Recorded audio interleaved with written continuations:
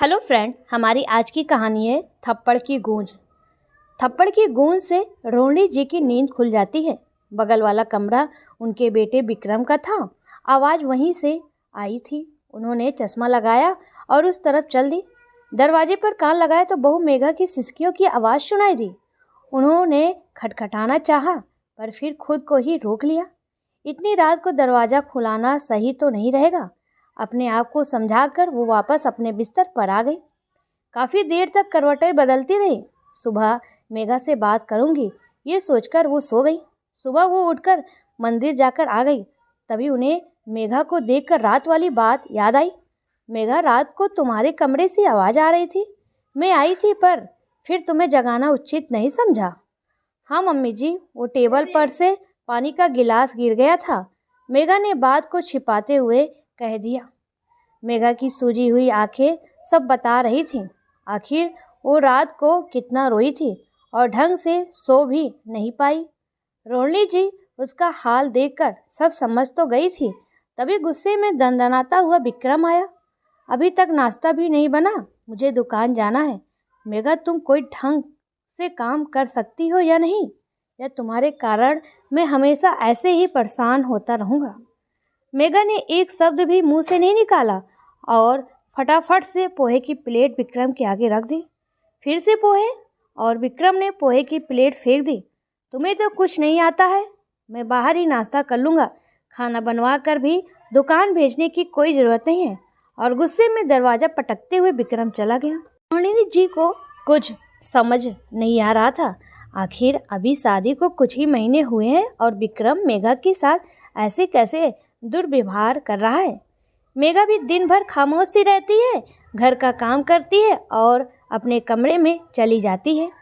विक्रम का व्यवहार मेघा के प्रति दिनों दिन बिगड़ रहा था। एक सुबह जब विक्रम मेघा पर चिल्ला रहा था तो रोहिणी जी ने उसे थप्पड़ जड़ दिया। ये क्या बदतमीजी है, मैं कई दिनों से देख रही हूँ। अपनी पत्नी से कोई ऐसे बात करता है क्या? मेघा तेरी नौकरानी नहीं है, वो तेरी पत्नी है। अपनी पत्नी से इज्जत से बात किया कर। विक्रम कुछ न बोला और चला गया। मेघा, क्या बात है, मेरा पूछना सही तो नहीं लगता है। वैसे भी ये तुम दोनों के बीच का मामला है, लेकिन अब ये कुछ ज़्यादा ही बढ़ गया है। मुझसे ये रोज़ के झगड़े अब देखे नहीं जाते हैं। अपनी सास की सहानुभूति पाकर मेघा आज पिघल गई। मम्मी जी, ये रोज़ मुझ पर ऐसे ही गुस्सा करते हैं। कमरे के अंदर तो ये मुझ पर हाथ तक उठा देते हैं। मेरे भाई ने एक महंगी कार ली है, तब से ही ये मुझ पर दबाव डाल रहे हैं कि मैं अपने मायके से वैसे ही कार लेकर आऊँ। मैंने अपने पापा से कार मांगने से इनकार कर दिया क्योंकि पापा ने अपनी सारी जमा पूंजी मेरी शादी में लगा दी थी। भाई तो वहाँ दूसरे शहर में अच्छी नौकरी करता है, उसने अपनी कमाई से वो कार ली है। मैं अपने पापा से कैसे कह सकती हूँ? मेरे पापा अकेले मेरे लिए कितना करेंगे? अभी शादी में उन्होंने इतना कुछ दिया है। मेघा के मुंह से ये बात सुनकर रोहिणी जी के पैरों के नीचे से ज़मीन सरक गई। उनका बेटा घरेलू हिंसा कर रहा है और दहेज मांग रहा है। अगले दिन बेटे की दुकान जाते ही उन्होंने अपनी सहेली के बेटे को घर पर बुला लिया। जो वकील था उसने मेघा और रोहिणी जी की पूरी बातें सुनी और रोहिणी जी के कहने पर विक्रम के खिलाफ केस दर्ज कर दिया। मेघा बहुत घबराई हुई थी। मम्मी जी, आप अपने ही बेटे के खिलाफ केस कैसे कर सकती हैं? विक्रम आपका बेटा है और मैं तो बहू हूँ, जबकि माँ को हमेशा अपना बेटा प्यारा होता है। आप अपने ही बेटे के खिलाफ कैसे जा सकती हैं? हाँ, मैंने अपने ही बेटे के खिलाफ केस किया है क्योंकि एक माँ से पहले मैं एक पत्नी हूँ, एक स्त्री हूँ। मैं तुम्हारा दर्द अच्छे से समझ सकती हूँ। विक्रम के पापा भी मुझ पर बात बात पर हाथ उठा लिया करते थे। मैं चुपचाप सहन कर लेती थी, जैसे तुम सहन कर रही थी। वैसे भी एक पत्नी अपने पति की गलतियों पर पर्दा डाल देती है। मैं भी रोज़ सहन करती थी, पर अब मैं तुम्हें सहन नहीं करने दूंगी। मैं एक माँ हूँ जो बच्चे के अच्छे काम करने पर उसे प्यार करती हूँ, तो बुरे काम करने पर उसे सज़ा देना भी जानती हूँ।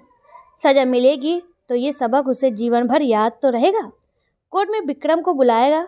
अपनी ही माँ ने उस पर केस किया है, ये बात उससे सहन नहीं हो रही थी।